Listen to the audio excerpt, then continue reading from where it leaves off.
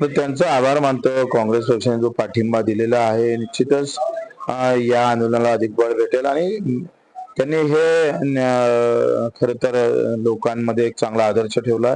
तर आम्ही शेतकरी म्हणून कसं समोर जाता येईल, मी कुठल्याही पार्टीचा असू दे, कुठल्याही जातीचा असू दे, मी शेतकरी म्हणून लढलो पाहिजे, या भूमिका फार महत्वाची आहे. कारण आज जो अडचणीत आहे तो काही अधिकारी आणि पदाधिकारी अडचणीत नाही किंवा आमदार खासदार अडचणीत नाही, तर शेतकरी अडचणीत आलेला आहे.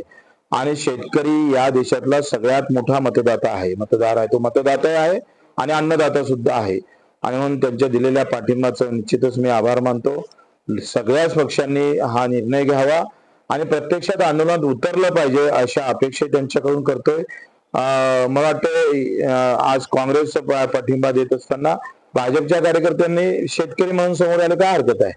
आमच्या भूमिकाच ते आहे का बाप मेला, जसं आता सध्याचे वातावरण आहे, बाप मेला तरी 72 पण नेता जिवंत राहिला पाहिजे. ह्या भूमिका आता कार्यकर्त्याला बदलावं लागेल.